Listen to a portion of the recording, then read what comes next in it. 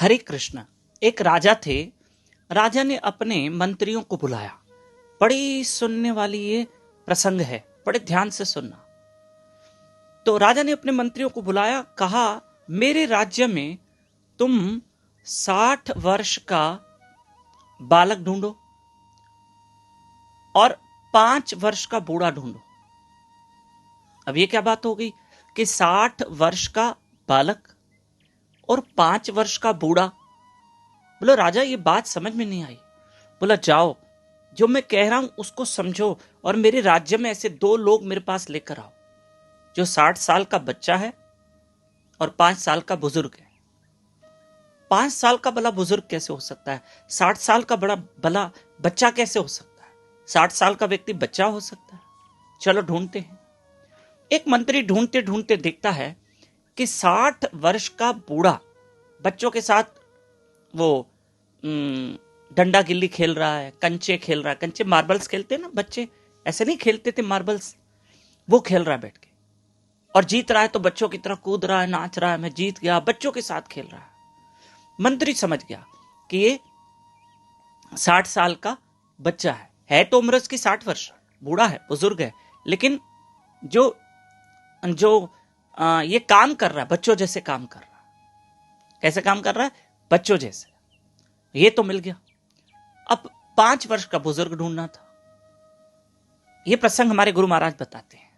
तो ऐसे में क्या हुआ कि देखते देखते वो मंत्री एक जगह पहुंचा जहां छोटा सा बालक 5 वर्ष का होगा, जो एक आसन पे बैठ के लोगों को कीर्तन सुना रहा है। तोतली भाषा में या अपनी बचपन वाली भाषा में कह रहा है, भगवान को याद करो, नाम स्मरण करो, अच्छे कर्म करो, लोगों में ज्ञान बांट रहा है जितना उस बच्चे को ज्ञान था, और लोगों को कीर्तन करवा रहा है। मन में मंत्री ने सोचा, है तो छोटा 5 वर्ष का ही, पर इसके जो संस्कार है ये बड़ों जैसे संस्कार है। तो मंत्री दोनों को लेकर राजा के पास आया। राजा, ये बुजुर्ग को देखिए, ये बुजुर्ग 5 वर्ष का है और ये बच्चे को देखिए 60 वर्ष का बुजुर्ग है। राजा ने उस मंत्री से पूछा, ये क्या कर रहे थे? बोले ये तो कंचे खेल रहा था, मार्बल्स, और क्या खेल रहा था वो, डंडा गिल्ली खेलते थे ना बचपन में, वो खेल रहा। और ये तो 5 वर्ष का होकर भी लोगों में ज्ञान बांट रहा है, लोगों में धर्म की बातें कर रहा है, ईश्वर की बातें कर रहा है। जब राजा ने उस मंत्री को मुंह मांगा इनाम दिया। क्या है इस कथा का सार?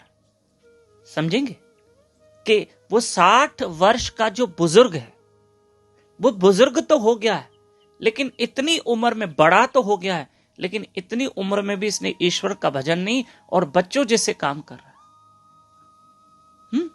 बच्चों जैसे काम कर रहा है कि इस उम्र में तो तुम भगवान का भजन करो, और ये देखो है बच्चा, लेकिन इसमें बड़ों जैसे संस्कार है कि छोटी उम्र में ध्रुव की तरह वो भक्ति कर रहा है, लोगों को नाम स्मरण करवा रहा है। यही तो उम्र है। मतलब ये 5 वर्ष का बच्चा ये बड़ा हो गया है, ये मैच्योर है, और ये बुजुर्ग न भजन कर रहा है न सिमरन, ये अभी तक मैच्योर नहीं हुआ है, अभी तक ये बड़ा नहीं हुआ है।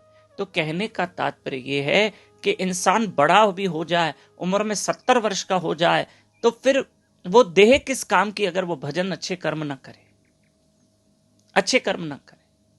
क्या हम 70 वर्ष की उम्र में भी रोटी और खाने पे जिद करेंगे, ये नहीं खाना है, वो नहीं खाना है, और छोटी छोटी बात पे किरकिर ये करेंगे? अरे भजन करो, सिमरन करो, भी तुम्हें मानव जन्म सफल करना है। मृत्यु इंसान के साथ घूम रही है, मृत्यु इंसान के कंधों पे बैठी है। भगवान सबको लंबी आयु, दीर्घ आयु दे, स्वस्थ शरीर दे, पर एक दिन तो जाना है भैया, कुछ करके जाओ। 70 वर्ष में भी तुम यहां वहां घूमने की सोच रहे हो, अब तो तीर्थों में जाओ। और भजन जहां छोटा 5 वर्ष का बालक नाम सिमरन करवा रहा है, तो यही तो उम्र है भजन नाम सिमरन करने की। कि हमारे गुरु महाराज कहते हैं, एक हाथ में माला और एक हाथ में डिग्री लेकर आओ।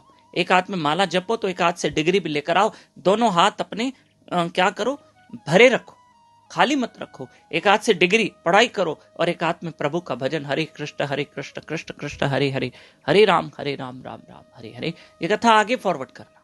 और हम 2 दिन के लिए पिंपरी शहर में आ रहे हैं, 17 और 18 जुलाई, 2 दिन हमारी पिंपरी शहर पूना के पास सत्संग है। हम आगे डिटेल देंगे। हरे कृष्ण।